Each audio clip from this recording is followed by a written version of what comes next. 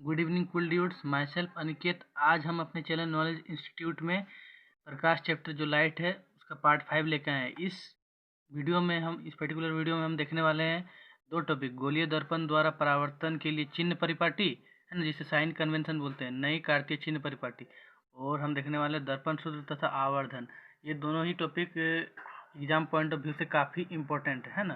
तो देखें, सबसे पहले हम देखते हैं पहला टॉपिक, उसके बाद दूसरा टॉपिक में आते हैं। तो पहला टॉपिक देखते हैं। पहला टॉपिक क्या है? पहला टॉपिक आपका गोलीय दर्पण द्वारा परावर्तन के लिए चिन्ह परिपाटी, यानी कि चिन्ह परिपाटी देखना होगा। तो सबसे पहले हम इसको देखते हैं, ये टॉपिक।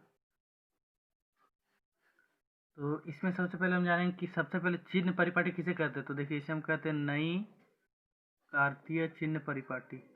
कार्तीय चिन्ह परिपाटी, चिन्ह परिपाटी। चिन्ह परिपाटी मतलब ये जो आपका मतलब साइन कन्वेंशन, मतलब किस प्रकार लेना है, पॉजिटिव लेना है, नेगेटिव लेना है। जो दर्पण से वस्तु की दूरी होता है, प्रतिबिंब की दूरी होता है, अब ये सब क्या होता है उसे में हम दर्पण सूत्र में हम डिस्कस करेंगे। लेकिन सबसे पहले चिन्ह परिपाटी देख लेते हैं। सबसे पहले तो हम आपको एक चीज़ बताते हैं कि नई कार्तीय चिन्ह परिपाटी क्या होता है। देखिए, नई कार्तीय चिन्ह परिपाटी क्या होता है उसे हम ध्यान से देखते हैं। जब मतलब गोलीय दर्पण द्वारा प्रकाश के परावर्तन पर विचार करते समय हम एक निश्चित चिन्ह परिपाटी को फॉलो करते हैं, मतलब उसका पालन करते हैं, है ना, तो उसे ही हम नई कार्तीय चिन्ह परिपाटी कहते हैं।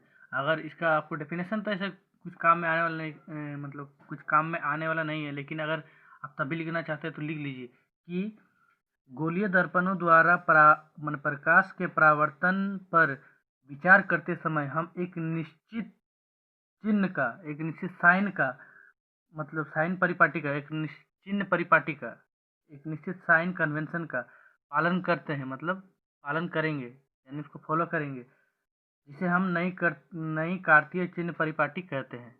क्लियर है? मैंने क्या कहा? गोलीय दर्पणों द्वारा प्रकाश के परावर्तन पर विचार करते समय हम एक निश्चित चिन्ह परिपाटी का पालन करेंगे, जिसे नई कार्तीय चिन्ह परिपाटी कहते हैं। परिपाटी यानी नियम का पालन करेंगे। क्लियर है? तो ये आप लिख लीजिएगा। अब देखिए, हम जो हमारा मैन है, मतलब मेन टॉपिक है, उस पर हम बात करते हैं, मतलब इसका डेफिनेशन इसके ऊपर इसका पोस्टमार्टम करते हैं। देखिए, सबसे पहले चिन्ह परिपाटी क्या होता है। तो देखिए, इसमें आप अगर टेक्स्ट बुक के साथ, मतलब टेक्स्ट बुक को फॉलो कीजिएगा तो आपको 5 नियम यहाँ लिखाया गया है, लेकिन मैं उसे 3 ही नियम में छोड़ दूंगा और उसी 3 नियम में वो 5 नियम आ जाएंगे, है ना। तो देखिए, सबसे पहला है आपका कि जितने भी सारे डिस्टेंस है, मतलब जितने भी सारी दूरी हैं, सभी आपका पोल से मेजर किए जाते हैं, सभी आपका पोल से नापे जाते हैं। यानी इसे मैं पूरा सरल लैंग्वेज में लिख रहा हूँ, पूरा जो हम बोलचाल की भाषा में यूज करते हैं, ऐसे भाषा में, बुक की भाषा में नहीं, ताकि आपको न्यूमेरिकल सॉल्व करते समय काफ़ी हेल्प मिले, है ना। जितनी दूरियां यानी जितनी दूरियां, मतलब क्या किया, वस्तु से, मतलब वस्तु की दूरी, प्रतिबिंब की दूरी, है ना, उसे मैं कह रहा हूँ कि जितनी दूरियां होती हैं सारी दर्पण के ध्रुव यानी पी से नापी जाती है, पी से मेजर की जाती है, पी से नापी जाती है। पूरा सरल भाषा में लिख रहा हूँ मैं, नापी जाती है। क्लियर है? देखिए, ये पहला नियम है। अब दूसरा देखिए, जितने भी डिस्टेंस है, मतलब जितने भी दूरियां हैं, है ना, चाहे वो मतलब दर्पण से वस्तु की दूरी या फिर प्रतिबिंब की दूरी, मतलब दूरियां, मतलब वही दोनों दूरियां हो ही सकती है ना, या फिर फोकस दूरी, है ना। तो देखिए, जितनी भी दूरियां हैं, अगर उसे हम आपतित किरण की डायरेक्शन में नाप रहे हैं, मतलब देखिए, अगर कोई दूरी मान के चलिए, प्रतिबिंब की दूरी ऐसी है, मतलब ये देखिए, अगर मान के चलिए दर्पण है ऐसे ऐसे, और यहाँ से ऐसे करके ये मुख्य अक्ष है, और यहाँ से ऐसे करके वस्तु है, और यहाँ से लाइट आ रही है। देखिए, इंसिडेंट कहाँ से हो रही है, मतलब आपतित कहाँ से हो रही है, प्रकाश किरण इस वस्तु से इधर की ओर हो रही है। आपतित किरण यही कहेंगे ना, इसे ही कहेंगे ना, जो प्रकाश स्रोत से निकलती है, टकराने के बाद जो जाती है वो तो परावर्तित किरण कहलाती है। देखिए, आपतित किरण है, जब अगर ये आपतित किरण है और हम वस्तु की दूरी को इधर है ऐसे नाप रहे हैं, मतलब देखिए, ये पोल है ना, पोल से दूरी नापेंगे तो ऐसे होगा ना, मतलब ये ऐसे मेजर होगा। अब देखिए, ऐसे अगर मेजर होगा तो ये देखिए, ये इधर जा रहा है, और जबकि प्रकाश की आपतित किरण इधर जा रही है, तो ये और ये दोनों ही उल्टा है, दोनों ही एक दूसरे से उल्टे हैं, उल्टे डायरेक्शन में जा रहे हैं। तो इस समय ये जो दूरी है, मान के लिए फोकस दूरी हम नाप रहे हैं, तो ये फोकस दूरी नेगेटिव होगा। अगर हम वस्तु की दूरी ही नापते तो वस्तु की दूरी को यू से सूचित करते वो भी नेगेटिव होगा। और अगर प्रतिबिंब की दूरी ही नाप रहे मान के लिए, मैंने मान के चलने के लिए आपको कहा है, और ये अगर प्रतिबिंब की दूरी नाप रहे तो ये नेगेटिव होगा, मतलब इससे अगर ऑपोजिट में। और अगर ऐसे करके यहाँ पोल है, मतलब ध्रुव है, और इधर से ऐसे नाप रहे हैं, तो देखिए अगर मान के लिए यहाँ तक मान के लिए वस्तु की दूरी है जो कि यू है ना, मान के चलिए, तो देखिए आपका आपतित किरण का दिशा भी यही है, और जो हमारा नापने का दिशा, जो हमारा मेजरमेंट का दिशा है, क्या मेजर कर रहे हैं हम, यहाँ वस्तु की दूरी यू, वो भी इधर ही है, मतलब दोनों सेम डायरेक्शन में, तो यू यहाँ पॉजिटिव होगा। और ये यू नहीं होता, अगर मान लीजिए प्रतिबिंब की दूरी होता भी, तो ये भी यहाँ पॉजिटिव होगा। और अगर प्रतिबिंब की दूरी नहीं होता, अगर मान लीजिए फोकस, तो ये भी पॉजिटिव होगा। मतलब कोई भी दूरी हो जो कि आपतित किरण की दिशा में, जो कि इंसिडेंट रे की दिशा में हो, उसे हम पॉजिटिव लेते हैं, और उससे उल्टे दिशा को हम नेगेटिव लेते हैं। तो ये दूसरा नियम है, यहाँ लिखिए, है ना, ये मैंने समझा दिया आपको। देखिए दूसरा नियम लिखिए कि जितनी भी दूरियां होती है, जितनी दूरियां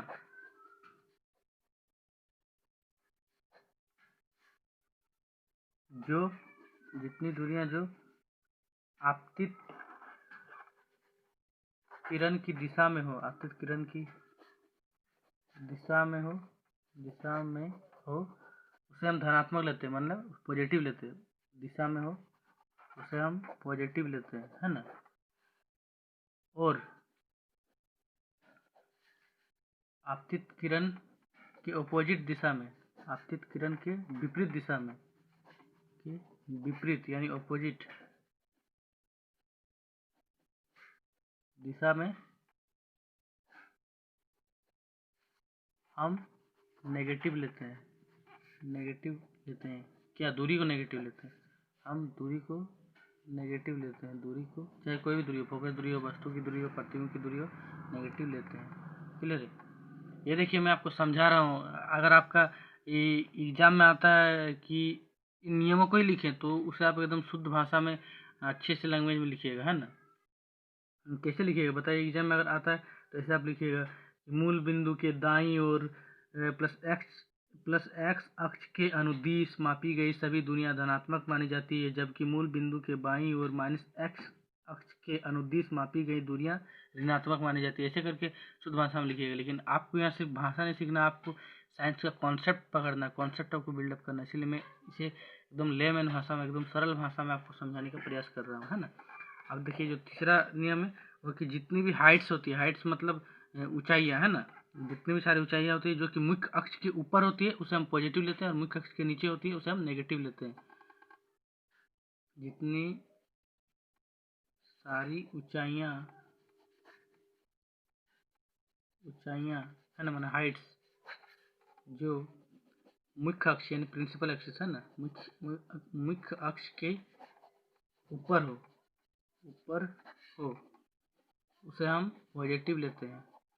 और मुख्य अक्ष और ऊंचाइयां जो मुख्य अक्ष के नीचे हो, मुख्य अक्ष के नीचे, मुख्य अक्ष के नीचे उसे हम नेगेटिव लेते हैं, है ना। बस ये तीनों नियम आपको ध्यान रखना है, आपका न्यूमेरिकल हिल जाने, मतलब न्यूमेरिकल बन जाना है ना। और आपको अभी दर्पण सूत्र भी ध्यान रखना है, और आवर्धन तो वो तो फॉर्मूला वो तो सभी को ध्यान रहता है, लेकिन यही सारे सभी को ध्यान नहीं रहते, इसलिए मैं इसे काफ़ी सिंपलेस्ट वे में बताने का प्रयास मैंने किया है ना।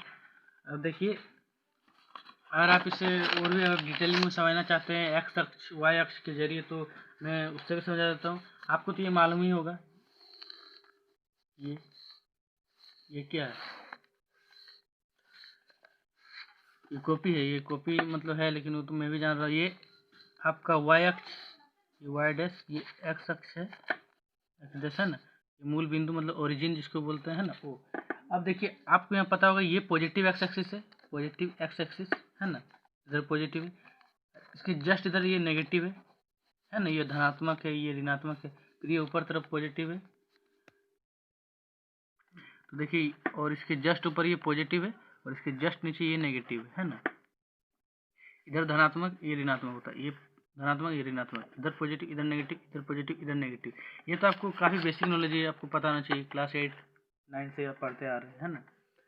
अब देखिए, इसी की हेल्प से हम इसे मतलब इस कार्तीय चिन्ह को भी समझते हैं। देखिए, अब अगर हम गोलीय दर्पण लेते हैं, गोलीय दर्पण में कोई भी आप दर्पण उठा सकते हैं। जैसे कि मैं यहाँ पे लेता हूँ अवतल दर्पण ले लेता है ना। देखिए अवतल दर्पण,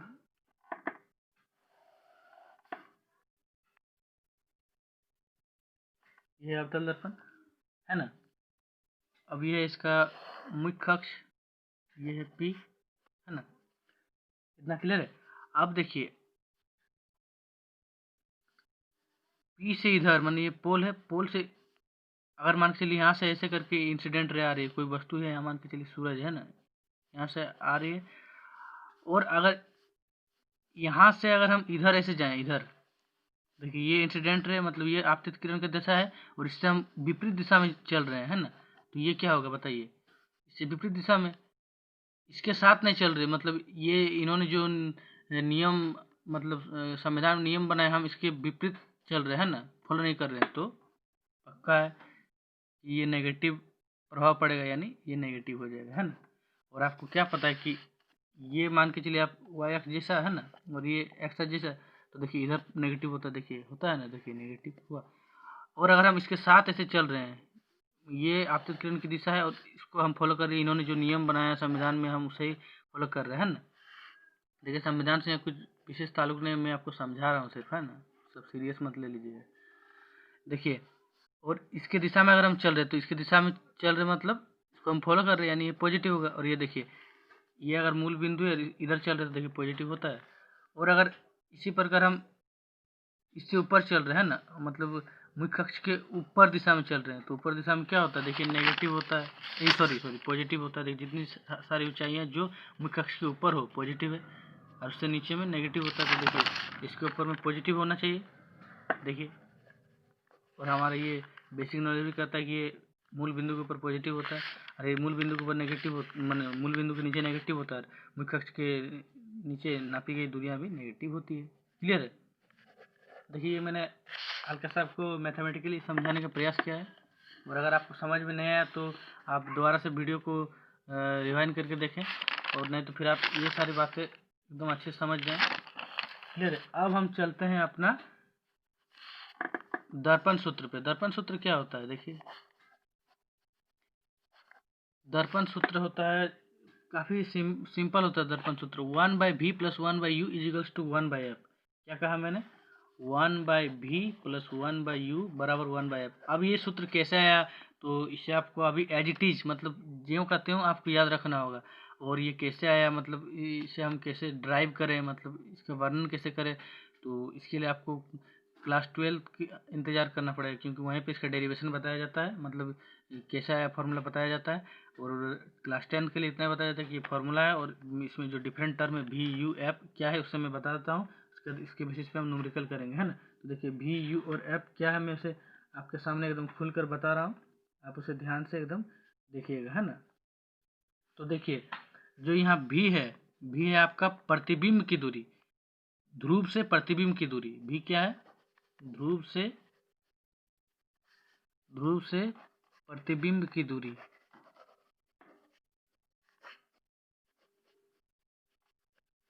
है ना। और यू क्या है, ध्रुव से वस्तु की दूरी, यानी बिंब की दूरी, वस्तु या बिंब की दूरी, बिंब की दूरी। जाहिर सी बात है, अब तो आपको पता ही होगा, फोकस दूरी है ना, ये भी ध्रुव से ही नापी जाती है, मैंने पोल से पी से नापी जाती है। क्लियर है। अब देखिए हमारा दर्पण सूत्र भी हो गया। अब दर्पण सूत्र पढ़ने के साथ ही हम पैरेलली आपको मतलब इसके साथ ही साथ हम आपको आवर्धन समझाना चाहेंगे। दर्पण के लिए आवर्धन है ना, वो भी काफ़ी काम में आने वाली है। देखिए आवर्धन एम है ना, देखिए आवर्धन को हम समझते हैं ये क्या होता है, प्रतिबिंब की ऊंचाई, है ना, प्रतिबिंब की ऊंचाई तथा वस्तु की ऊंचाई के अनुपात को हम आवर्धन कहते हैं। मैंने क्या कहा, प्रतिबिंब की ऊंचाई तथा बिंब की ऊंचाई के अनुपात को, बिंब यानी वस्तु की ऊंचाई के अनुपात को आवर्धन कहते हैं, यानी प्रतिबिंब की ऊंचाई अनुपात बिंब की ऊंचाई यानी वस्तु की ऊंचाई के अनुपात का, अनुपात मतलब वही ना बट्टे में, है ना, जैसे 1:2 मतलब 1/2, तो प्रतिबिंब उसी प्रकार उसी प्रकार प्रतिबिंब की ऊंचाई और वस्तु की ऊंचाई का अनुपात यानी बट्टे में वस्तु की ऊंचाई अनुपात को आवर्धन कहते हैं, आवर्धन, जिसे एम से डिनोट करते हैं, आवर्धन कहते हैं, है ना, आवर्धन, क्लियर है, जिसे एम से डिनोट करते हैं, है ना। अब देखिए ये तो हमारा फॉर्मूला बन गया जी, है ना। अगर प्रतिबिंब की ऊंचाई को देखिए, ऐसे तो टेक्स्ट बुक के हिसाब से इसे एच डैश लिखा जाता है और इसे एच लिखा जाता है, लेकिन मैं एच डैश एच नहीं, मैं यहाँ H2 लिख रहा हूँ और इसे H1 लिख रहा है ना। मेरा अपना कन्वेंशन है, आप जैसा चाहेंगे एच डैश बाई एच, मैंने तो फॉलो किया H2/H1, इसलिए वही लिख रहा हूँ। तो m इजिकल्स टू H2/H1, ये भी आपको ध्यान रखना है ना। ये ये चीज़ और ये चीज़ आपको ध्यान में रखना है, काफ़ी मदद मिलने वाली है आपको न्यूमेरिकल सॉल्व करने में, है ना। और एक फार्मूला तो आपको मैंने पहले ही बता दिया है, R/2F, ये तो आपको ध्यान ही होगा, ठीक है। छोड़िए ये, खैर मैंने आपको पहले बता दिया, तो ये आपको यहाँ पे मिक्सअप नहीं करना है ना। देखिए अब मैं आपको बताना चाहूँगा कि आवर्धन होता है वो H2/H1 होता है, लेकिन दर्पण के लिए आवर्धन और एक चीज़ होता है, नेगेटिव ऑफ V/U, मतलब माइनस ऑफ V/U, है ना। लेंस में दूसरा होता है, लेकिन यहाँ पे नेगेटिव लग जाता है V/U, बस ये भी आप ध्यान रखिए। अब देखिए हम इस पे सवाल लगाने वाले हैं, तो तब तक आप अभी तक जितना आपने पढ़ा उससे आप रिवाइज कर लीजिए, उसके बाद हम इसमें एक दो सवाल लगाएंगे, उसके बाद इस वीडियो को यहीं ख़त्म करेंगे, है ना जी।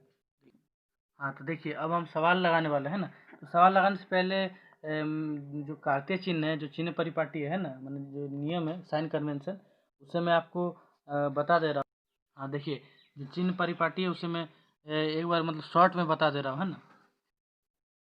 मतलब ऐसे न्यूमेरिकल सॉल्व करने के लिए, क्योंकि आप बार बार क्या करेंगे कि दर्पण बनाएंगे, फिर पोल से नापेंगे, मतलब ध्रुव से नापेंगे, नेगेटिव है पॉजिटिव है, वाई अक्ष मैंने वाई अक्ष एक्स अक्ष, ऐसा करते करते आपका तो टाइम ही चल जाएगा। इसलिए आप इसे शॉर्ट में याद रखिएगा कि अगर अवतल दर्पण हुआ, है ना, अगर अवतल दर्पण हुआ, गोलीय दर्पण दो ही प्रकार के होते हैं, अवतल दर्पण एक उत्तल दर्पण, है ना, क्लियर है।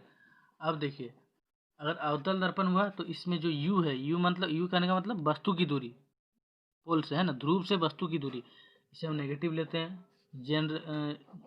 और जो भी है माने प्रतिबिंब की दूरी, कहाँ से बताइए, ध्रुव से, इसे हम पॉजिटिव भी लेते हैं कभी कभी, और मतलब नेगेटिव भी लेते हैं, लेकिन अक्सर हम नेगेटिव लेते हैं ना, अक्सर।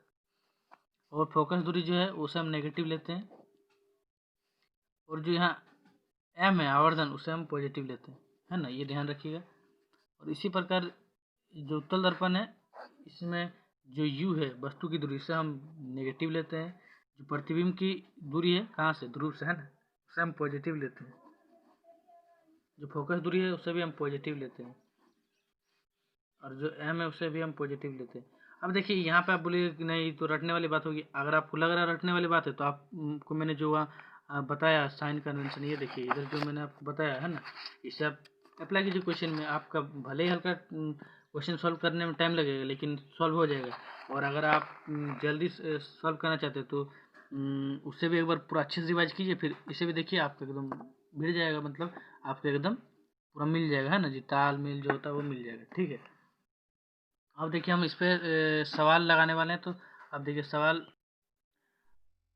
ये है, इस मैंने आपको बताया कि मैं आपको सवाल बताने वाला हूँ। तो देखिए अब देखिए हमने यहाँ सवाल ऑलरेडी यहाँ नोट कर लिया। अब देखिए हम सवाल को पढ़ रहे हैं, उसके बाद उसको एकदम डिटेल वाइज समझते हैं, ताकि आपको कोई प्रॉब्लम ना हो, है ना। आपके लिए मतलब इंफॉर्मेशन के लिए बता दूँ, ये उदाहरण 1 है टेक्स्ट बुक के हिसाब से, है ना। क्या बोल रहा है कि सवाल में, किसी ऑटोमोबाइल में पीछे का दृश्य देखने के लिए, अब देखिए पीछे का दृश्य देखने के लिए आपको पहले पता है कि उत्तल दर्पण का उपयोग किया जाता है। यहाँ लिखा है, उपयोग होने वाले उत्तल दर्पण हुआ कि वक्रता त्रिज्या 3 मीटर है। पहले एक बार सवाल को अच्छे से पूरा से पढ़ लीजिए। यदि एक बस इस दर्पण से 5 मीटर की दूरी पर स्थित है, तो प्रतिबिंब की स्थिति, प्रकृति तथा साइज ज्ञात कीजिए। अब तो हमने सवाल पढ़ लिया। अब इसमें सवाल में क्या कह रहा है उसे पहले हम समझ लेते हैं, उसके बाद फिर इससे डाटा निकालते हैं, मतलब इससे क्या क्या दिया हुआ उसे निकालते हैं, गिवन, है ना। देखिए बोल रहा है कि किसी ऑटोमोबाइल में पीछे का दृश्य देखने के लिए उपयोग होने वाले उत्तल दर्पण की वक्रता त्रिज्या 3 मीटर है। एक ऑटोमोबाइल है जिसमें जो पीछे का दृश्य देखने के लिए, जो पश्च दृश्य, जो बैक सीन है ना, देखने के लिए उत्तल दर्पण का उपयोग किया जाता है, ये तो हम जानते हैं। और उसकी जो वक्रता त्रिज्या है, जो आर है, रेडियस आर है ना, आर, वो 3 मीटर है। क्लियर है यहाँ तक। यदि एक बस इस दर्पण यदि एक बस इस दर्पण से 5 मीटर की दूरी पर स्थित है। अब बस क्या है? बस एक वस्तु है कि नहीं भाई? है, आप एग्री करते हैं? ठीक है। यदि एक बस इस दर्पण से 5 मीटर की दूरी पर स्थित है, यानी एक बस है जो कि दर्पण से 5 मीटर की दूरी पर स्थित है, माने दर्पण से जो बस की दूरी है वो 5 मीटर है, और बस एक वस्तु है, यानी दर्पण से जो वस्तु की दूरी है वो 5 मीटर है, यानी यू हमें दिया है 5 मीटर। क्लियर है? Is it clear to you? Yes. अब देखिए, तो प्रतिबिंब की स्थिति, यानी प्रतिबिंब कहाँ बनेगा, यानी पोजीशन ऑफ इमेज, यानी प्रतिबिंब की स्थिति मतलब प्रतिबिंब कहाँ बनेगा, मतलब ध्रुव से प्रतिबिंब की दूरी, यानी भी। प्रकृति यानी वास्तविक तथा उल्टा, या फिर आवाज तथा सीधा, क्या होगा वह पूछ रहा है हमें। तथा साइज यानी हाइट पूछ रहा है, मतलब क्या साइज है, कितना गुना बन रहा है, या फिर अगर वस्तु का हाइट दिया है तो प्रतिबिंब का हाइट निकालिए, ऐसे कुछ साइज पूछ रहा है ना जी। ठीक है, ये हमें ज्ञात करने पर। अब हम समझ तो लिए क्वेश्चन को एकदम पोस्टमार्टम वाइज। अब हम इसे इसका मतलब जो दिया हुआ गिवन उसे हम लिखते हैं। देखिए, क्वेश्चन समझाने में शायद मुझे टाइम लग जाए, लेकिन क्वेश्चन काफ़ी शॉर्ट टाइम में बनने वाला, लेकिन मेरा यहाँ काम आपको समझाने, इसलिए आप समझिए और एग्जाम में 2 मिनट में लिख के आइए, और क्या। सबसे पहले हमारा क्या हुआ, क्या दिया हुआ था, ये देखिए, वक्रता त्रिज्या 3 मीटर है ना, वक्रता त्रिज्या 3 मीटर है, 3 मीटर यानी आर। आर हमारा 3 मीटर दिया है। यदि उसके क्या लिखा हुआ है, यदि एक बस इस दर्पण से 5 मीटर की दूरी पर स्थित है, यानी बस एक वस्तु है जो कि दर्पण से 5 मीटर की दूरी पर स्थित है, यानी वस्तु की दूरी 5 मीटर है। क्लियर है? प्रतिबिंब की स्थिति, तो प्रतिबिंब की स्थिति यानी भी। प्रकृति तथा साइज पूछा गया हमें, बस इतना ही ना है जी। ये देखिए उत्तर है ना। क्लियर है? अब देखिए, यहाँ तक तो हो गया। अब हमने एक चीज़ पढ़ा था, साइन कन्वेंशन, यानी नई कार्तीय चिन्ह परिपाटी। अब उसे यहाँ पे अप्लाई करते हैं। देखिए, रेडियस तो हमेशा, ये आपका उत्तल दर्पण है, तो इसमें जो अगर फोकस दूरी पॉजिटिव है, मतलब जो फोकस दूरी होता है वो अगर पॉजिटिव है, वो अगर धनात्मक है, तो जाहिर सी बात है कि रेडियस भी आपका, मतलब जो वक्रता त्रिज्या है वो भी आपका पॉजिटिव होगा। क्लियर है? ये आपका हमेशा क्लियर होना चाहिए। और जो वस्तु की दूरी है, ये देखिए, ये आपका उत्तल दर्पण में नेगेटिव होता है। ये देखिए, मैंने आपको बताया शॉर्ट में, उत्तल दर्पण में नेगेटिव होता है, इससे नेगेटिव ले लीजिए। और एक चीज़, सभी आपका एसआई मात्रक में होना चाहिए, तो मतलब एसआई मात्रक यानी कि सभी सेम यूनिट में होना चाहिए। देखिए, दोनों सेम यूनिट में, और कोई यूनिट का भी हमारा झंझट नहीं है। अब हमें भी निकालने बोला है, तो सबसे पहले हम दर्पण सूत्र लगाते हैं। तो देखिए, दर्पण सूत्र से, है ना जी, 1/v प्लस 1/u बराबर 1/f होता है। अब देखिए, इसमें हमें क्या निकालना है, भी निकालना। तो इसके लिए क्या क्या होना चाहिए, यू और एफ होना चाहिए। यू तो है हमारे पास, ऐप नहीं है। अब हम ऐप का जुगाड़ में चलते हैं। देखिए, ऐप कहाँ से मिलेगा, ये देखिए, आपको यहाँ आर दिया हुआ है, वक्रता त्रिज्या। तो हम जानते हैं, चूंकि आर बराबर 2f होता है कि नहीं, तो एफ बराबर क्या होगा, r/2 होगा कि नहीं, अग्री है कि नहीं? ठीक है, r/2 यानी आर कितना, 3/2 यानी कितना होगा बताइए, 3/2 1.5। और ये देखिए, ये अगर पॉजिटिव तो ये भी पॉजिटिव होगा। और ऐसे भी आपको पता है कि उत्तल दर्पण में जो फोकस दूरी होता है वो पॉजिटिव लिया जाता है। ये देखिए, मैं आपको दिखा रहा हूँ, ये देखिए पॉजिटिव है ना। तो ये देखिए, यहाँ क्लियर लिख देता हूँ, प्लस 1.5 मीटर, है ना। अब देखिए, आपका निकल जाएगा 1/v, तो 1/v बराबर, sorry, 1/v plus 1/u, 1/u, you कितना है, -5, तो ये -5 लिखिए, इजिकल्स टू 1/f, 1/1.5, यही है। 1/v प्लस माइनस माइनस 1/5, आप जानते हैं ना जी, प्लस माइनस माइनस होगा, ठीक है। तो 1/1.5, क्लियर है? यहाँ तक आपको पूरा क्लियर है? ठीक है। अब देखिए, 1/v, यहाँ पे 1/1.5, अभी हम माइनस में है, ये इसे इधर ले जाएंगे तो प्लस में होगा 1/5। अब देखिए, इसे हम सॉल्व करते हैं आगे। आगे आप सॉल्व कीजिए, तो क्या कैसे सॉल्व कीजिएगा, ये दोनों कैल्शियम आपका आ जाएगा यहाँ पे 7.50। अब देखिए, एलसीएम लीजिएगा तो ये आपका 5 आ जाएगा, प्लस ये आपका 1.5 आ जाएगा। आएगा कि नहीं बताइए, अग्री है कि नहीं? ठीक है। अब ये आपका कितना हुआ बताइए, जल्दी बताइए। ये आपका 5 हुआ, ये आपका 1.5 हुआ, जोड़िए कितना हुआ। ये भी आप, मतलब सॉरी, 1/v कितना होगा बताइए? 6.5 डिवाइड बाई 7.5 हुआ। अब देखिए मतलब 500 भी हुआ। अब इसे उल्टा कीजिए क्योंकि हमें भी ज्ञात करना ना कि 1/v, तो इसे उल्टा कर देंगे या फिर उल्टा नहीं कीजिएगा। देखिए यहाँ आप वज्र गुणन कर सकते हैं, क्रॉस मल्टीप्लाई, इसको इससे इसको 6.5 इंटू भी, इसको इससे बराबर 7.5, इधर 1 से तो इतना, इधर से तो इतना, है ना जी। अब देखिए इसलिए आपका भी बराबर क्या होगा 7.5 डिवाइड बाई 6.5, तो आपका आ जाएगा 1.15 मीटर।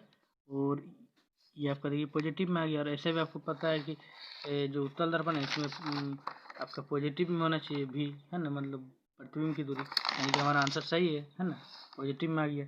अब देखिए इतना तो हो गया हमारा। तो अगर आपका पॉजिटिव में है तो यहाँ पर आप क्या देख सकते हैं कि जो हमारा भी तो निकल गया जी। अब हमें क्या ज्ञात करना है? अब हमें ज्ञात करना है प्रकृति। तो प्रकृति ज्ञात मतलब आभासी है या फिर वास्तविक है, क्या है, उसे ज्ञात करने के लिए हमें तो पता होना चाहिए क्या, आवर्धन पता होना चाहिए। क्योंकि अगर आवर्धन अगर आपका पॉजिटिव होता है तो आभासी तथा सीधा होगा, और अगर नेगेटिव होता है तो वास्तविक तथा उल्टा होगा। सबसे पहले आवर्धन ज्ञात कर लेते हैं। एम बराबर क्या होता है? एक होता है आपका H2/H1। अब देखिए यहाँ H2H1 कुछ आपको दिया हुआ है, देखिए आप क्लियर देखिए है नहीं है, यानी कि ये फार्मूला तो काम नहीं करेगा, तो ये तो कट गया, है ना। आप ऐसे एग्जाम मत काटिएगा, आपको मैं समझा रहा हूँ सिर्फ, है ना। और और एक फार्मूला होता है दर्पण के लिए -v/u होता है कि नहीं? हाँ, तो देखिए भी मेरा हमने अभी ज्ञात किया और u ऑलरेडी दिया हुआ है, तो देखिए इसमें पुट कीजिए माइनस v का वैल्यू कितना है यहाँ पे प्लस 1.15, तो 1.15 डिवाइड बाई u कितना आपका -5, -5 माइनस माइनस कैंसिल, तो 1.15 डिवाइड बाई 5 यही होगा ना जी। देखिए तो इसको आप डिवाइड कीजिए तो कितना होगा बताइए? रुकिए डिवाइड कीजिए, आप डिवाइड कर लीजिए, 0.23 आया, देखिए डिवाइड करके, है ना, 0.23 आया। और ये देखिए पॉजिटिव में आया, और ऐसे भी यहाँ से भी दिख रहा है कि ये पॉजिटिव में है, यानी हमारा ये पॉजिटिव में आ गया। क्या? एम मतलब आवर्धन, यानी प्रकृति हमारा क्या है? आवासी तथा सीधा। प्रकृति क्या है? आवासी तथा सीधा, है ना जी, आवासी तथा सीधा।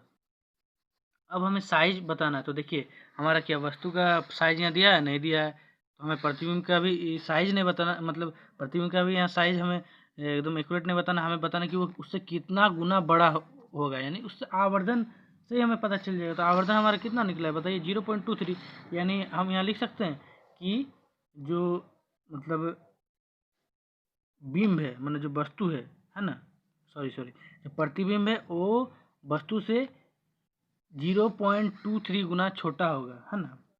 अब हमने छोटा क्यों बताया? देखिए आप अपने ही बताइए, अगर हमारे यहाँ R 3 मीटर है ना, यानी ये बड़ा है, ये जाहिर सी बात है यहाँ छोटा होना चाहिए ना जी। देखिए यहाँ पे लिख दीजिए प्रतिबिंब वस्तु से, माने बिंब से, प्रतिबिंब वस्तु से 0.23 गुना छोटा है, बस। तो देखिए ये हो गया। अब हम आपको शायद पूरा एकदम क्लियर होगा सवाल, है ना। देखिए मैं आपको फिर से एक बार क्लियर कर देता हूँ सवाल। हमारा ये डाटा ये सभी दिया हुआ था, है ना। अब कार्तीय चिन्ह के अनुसार फोकस दूरी पॉजिटिव होता है, तो फोकस दूरी और आर रिलेटेड होता है, आर बराबर 2f, है ना जी। आर बराबर 2f होता है, तो ये भी पॉजिटिव होगा। और ये वस्तु की दूरी नेगेटिव होना चाहिए, और हमें प्रतिबिंब की दूरी निकालना, प्रकृति निकालना, साइज निकालना। हम दर्पण सूत्र से लिखेंगे 1/v प्लस 1/u बराबर 1/f। अब देखिए इसके लिए आपको u होना चाहिए और f होना चाहिए, तो u तो है लेकिन f नहीं है, तो f कहाँ से ज्ञात करेंगे? r बराबर 2f, f बराबर r/2 हो गया। अब r का वैल्यू यहाँ 3 है बाई 2, तो 3/2 कितना 1.5। ये देखिए ये भी पॉजिटिव में आ गया है। वैसे भी आपका उत्तल दर्पण में पॉजिटिव होता है फोकस दूरी। अब इसमें हम वैल्यू पुट किए 1/v प्लस 1/, यू का वैल्यू -5 इजिकल्स टू 1/1.5। अब देखिए ऐसे करके plus minus minus 1/5 equals to 1/1.5, 1/v equals to 1/1.5 plus मैंने 1/1.5 और ये नेगेटिव इधर ले जाएंगे तो पॉजिटिव 1/5। फिर 1/v, इसे एलसीएम लीजिए, मतलब एलसीएम मतलब फ्रैक्शन एडिशन कीजिए, भिन्न का जोड़ कीजिए, ऐसे कीजिए 1/v बराबर 6.50/7.50। इसको इससे मल्टीप्लाई, इसको इससे मल्टीप्लाई, जैसे कि हम बाई गुणा करते क्रॉस मल्टीप्लीकेशन किए, उसके बाद यहाँ से v का वैल्यू 7.5/6.5 जो कि हमारा है पॉजिटिव ऑफ 1.15 मीटर, मतलब 1.15 मीटर धनात्मक में आया कि हमारा हमें प्रकृति भी ज्ञात करने वाला, तो इसके लिए हमें आवर्धन ज्ञात करना होगा, जो कि हम एम से डिनोट करते हैं। तो आवर्धन बराबर होता है h2/h1।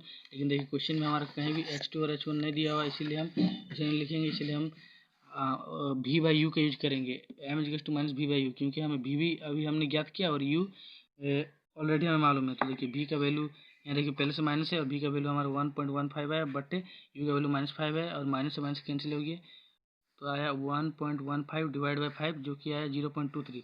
ये देखिए हमारा पॉजिटिव में यहाँ से भी दिख रहा है, तो m बराबर पॉजिटिव। अगर पॉजिटिव होता है तो ये आवासीय तो सीधा होगा, नेगेटिव होता है तो वास्तविकता उल्टा।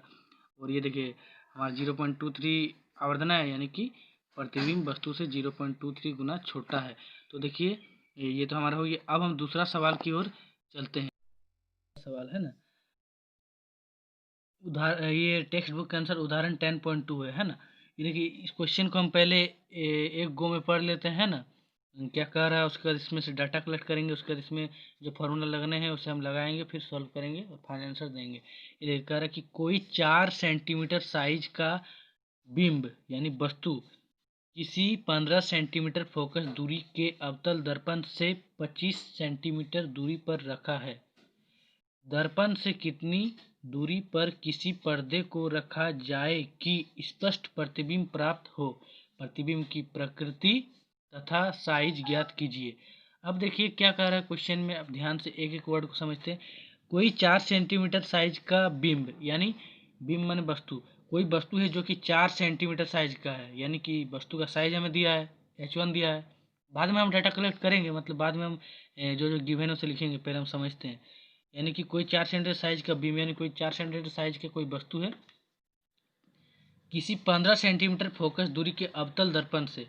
एक अवतल दर्पण है जिसका फोकस दूरी 15 सेंटीमीटर है, 25 सेंटीमीटर दूरी पर रखा है, उससे 25 सेंटीमीटर दूरी पर रखा है, यानी वस्तु जो है, जो 4 सेंटीमीटर साइज की जो वस्तु है वो 15 सेंटीमीटर फोकस दूरी वाले अवतल दर्पण से 25 सेंटीमीटर दूरी पर रखा है, यानी जो वस्तु का दूरी है दर्पण से वो 25 सेंटीमीटर दूरी पर है, यानी u हमें दिया है।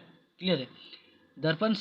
दर्पण से कितनी दूरी पर किसी पर्दे को रखा जाए कि स्पष्ट प्रतिबिंब प्राप्त हो, यानी हमें प्रतिबिंब की दूरी ज्ञात करनी है, प्रतिबिंब को स्पष्ट प्राप्त करना है, यानी भी ज्ञात करना है ना जी। प्रतिबिंब की प्रकृति यानी यह आभासी तथा सीधा है या वास्तविक तथा उल्टा है, उसे ज्ञात करना है। तथा साइज ज्ञात कीजिए, यानी प्रतिबिंब का साइज यानी h2 ज्ञात करने बोला है।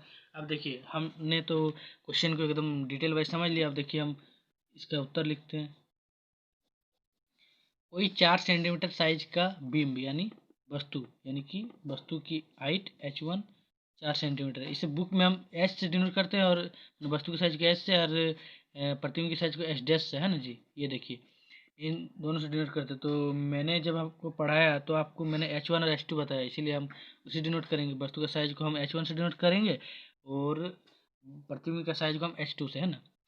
कोई 4 सेंटीमीटर साइज का बिंब यानी वस्तु h1 4 सेंटीमीटर किसी 15 सेंटीमीटर फोकस दूरी के अवतल दर्पण, यानी फोकस दूरी जो है वो 15 सेंटीमीटर है, 15.0 यानी 15 सेंटीमीटर अवतल दर्पण से 25 सेंटीमीटर दूरी पर रखा है, यानी वस्तु का दूरी 25 सेंटीमीटर, है ना जी। दर्पण से कितनी दूरी पर किसी पर्दे को रखा जाए कि स्पष्ट प्रतिबिंब प्राप्त हो, यानी भी ज्ञात करने बोल रहा है, प्रतिबिंब की दूरी, प्रकृति भी ज्ञात करने बोल रहा है, मतलब प्रतिबिंब की प्रकृति तथा साइज, प्रकृति सॉरी प्रकृति और साइज यानी प्रतिबिंब का साइज, जिसे हम h2 से डिनोट करते हैं, ज्ञात करने बोल रहा है ना जी। ये देखिए आप पूरा विजिबल है। अब देखिए सबसे पहला काम तो हमारा होना चाहिए कि सभी ऐसा यूनिट में होना चाहिए या फिर सेम यूनिट में होना चाहिए। ये देखिए ये देखिए ये देखिए तीनों सेंटीमीटर में, तो कोई डरने का बात नहीं है। हमारा ये भी जो है, मतलब जो प्रतिबिंब की दूरी है वो भी हमारे सेंटीमीटर में आ जाएगा, ठीक है। आप चाहे तो मीटर में भी कन्वर्ट कर सकते हैं। ये 0.04 मीटर, ये 0.15 मीटर, ये आपका 0.25 मीटर हो जाएगा, है ना। तो आप सेंटीमीटर में रखें, मतलब सेम यूनिट में है, तो क्या चेंज करने की जरूरत है, ठीक है। अब देखिए ये तो हमारा हो गया यूनिट, तो हम देख लिए। अब हम देखेंगे इसमें हम कार्तीय चिन्ह लगाते हैं पहले। ये देखिए H1 है जो वस्तु का साइज है, ये तो आपका हाइट तो हमेशा पॉजिटिव में होगा, है ना, क्योंकि ये ऐसे भी वस्तु जो है हम अक्सर जो है मुख्य अक्ष के ऊपर रखते हैं, है ना, माने मुख्य अक्ष के ऊपर की ओर वो डायरेक्ट करता है, ऊपर की ओर दिशा होता है। तो ये आप हमेशा मतलब 10 क्लास के लिए हमेशा हाइट को पॉजिटिव ही लीजिएगा, है ना जी, ठीक है।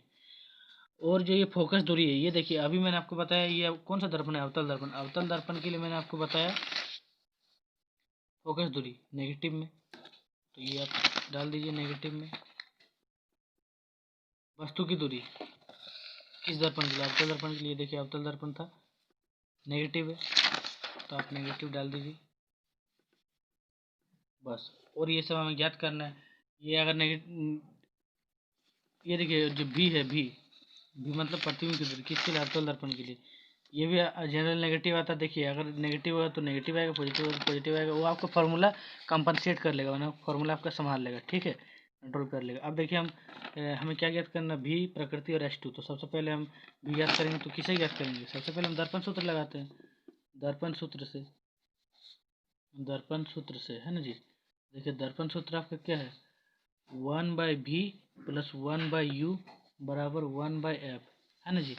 आपका 1/v, भी तो याद करना है, प्लस 1/u, यू आपका कितना दिया है देखिए, तो देखिए कितना दिया है -25। ये देखिए -25 सेंटीमीटर, तो यहाँ -25 रखिए, -25 बराबर 1/f equals to 1/f। F कितना है -15 सेंटीमीटर, तो ये -15 रखिए, ठीक है। अब आप आगे सॉल्व कीजिए, 1/v प्लस माइनस माइनस जानते हैं आप 1/25, फिर यहाँ ऊपर में कुछ नहीं बना, प्लस है, प्लस माइनस माइनस 1/15 हुआ जी। अब देखिए ये 1/v इक्वल्स टू -1/15, और ये -1/25 को इधर ले जाएंगे तो +1/25। अब इसे आप पहले, अब इसे आप सॉल्व कीजिए, तो 15 और 25 का एलसीएम लीजिए, कितना होगा 15 और 25 का एलसीएम, बताइए बताइए। देखिए 5 3 या 15, 5 5 या 25, 3 1 या 3, 3 5 या 5, 5 3 या 15, 25 ये सॉरी 75 होगा जी। देखिए सॉरी सॉरी 225 होगा, 225, 225 है ना। देखिए 225 होना चाहिए। 15 3 75, 75 25, 15 3 5 15 15 15 225, देखिए सही है ना। अब देखिए 15 का टेबल में कितना बार आएगा बताइए। ये तो आपको पता होगा ना जी, आप भिन्न का जोड़ अगर नहीं जान रहे तो आप बेकार 10 क्लास में। देखिए लेकिन मैं फिर भी कर रहा हूँ, है ना, अपनी सहूलियत के लिए। देखिए तो 225/15, तो ये 15 हो जाएगा यहाँ, 15 15 या 225, और जितना है उसको वो ऊपर वाले से मल्टीप्लाई, ये माइनस है, फिर यहाँ प्लस है ऑलरेडी, फिर 25 के पार हमें 225 कितना बार में आएगा बताइए, बताइए कितना बार में आएगा।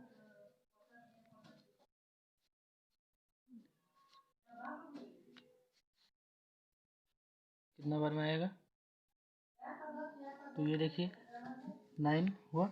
अब देखिए 15 और 9 में से घटाइए कितना होगा 6, फिर यहाँ -225, और ये हुआ 1/v, लेकिन हमें 1/v नहीं ज्ञात करना, हमें भी ज्ञात करना है। तो इसको क्रॉस मल्टीप्लाई कीजिए, या फिर डायरेक्ट भी ज्ञात कर सकते हैं। ये देखिए 1/v ऐसे उल्टा कर दीजिए, है ना, और वो नहीं समझ में आ रहा तो देखिए इसको इससे मल्टीप्लाई कीजिए 225, और भी को इससे -6v, तो आपका हो जाएगा v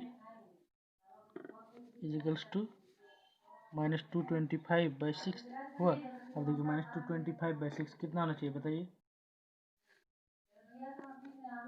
-37.5 होना चाहिए जी, -37.5। अब देखिए हमारे यहाँ -37.5 आ गया, है ना। अब देखिए -37.5 तो आ गया आपका आंसर। अब हमें आगे क्या ज्ञात करना है, अब हमें आगे ज्ञात करना है प्रकृति और मतलब प्रतिबिंब का साइज। तो देखिए हम प्रकृति ज्ञात करने के लिए पहले आवर्धन ज्ञात करना जरूरी है। तो आवर्धन होता है H2/H1, है ना। तो देखिए H2 तो हमें पता ही नहीं है, H1 जबकि पता है, तो इससे तो हम आवर्धन नहीं ज्ञात कर सकते हैं, तो इसके लिए और एक फॉर्मूला होता है आपका -b/u। तो देखिए m बराबर -b/u, तो माइनस ऑलरेडी है, b आपका -37.5 डिवाइड बाई u आपका कितना है बताइए। ये देखिए फॉर्मूले से देखिए, ये फॉर्मूले बोल रहे डेटा से देखिए -25 है, तो आप देखिए -25 है ना जी, -25 रखिए, तो ये माइनस से माइनस कैंसिल, और ये देख रहा आप देख सकते हैं आपका नेगेटिव में आ रहा है आवर्धन, है ना जी। तो देखिए अब नेगेटिव में आ रहा है, कितना होगा आवर्धन बताइए,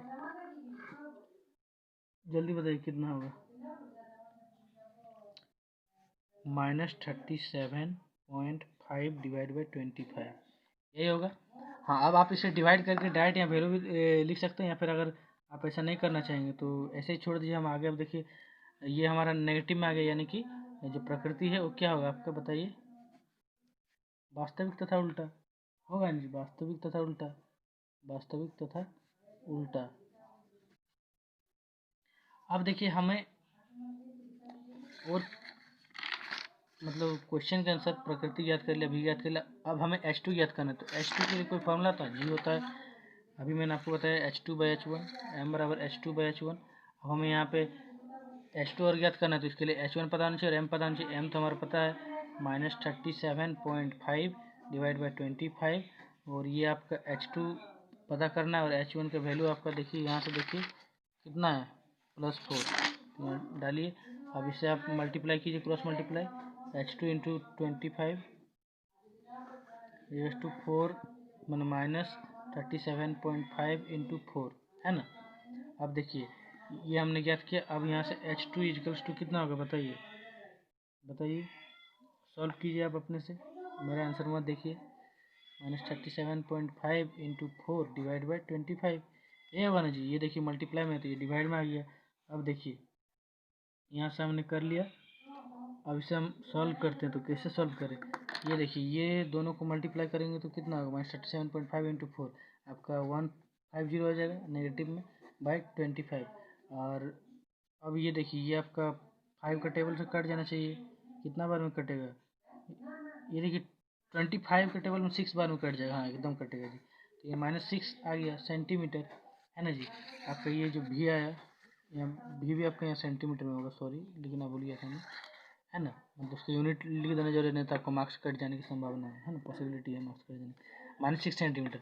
अब हमें समझ में तो आता है कि माइनस आया तो ये मतलब 6 सेंटीमीटर है वो ठीक है, माइनस किस लिए आया, जाहिर सी बात है।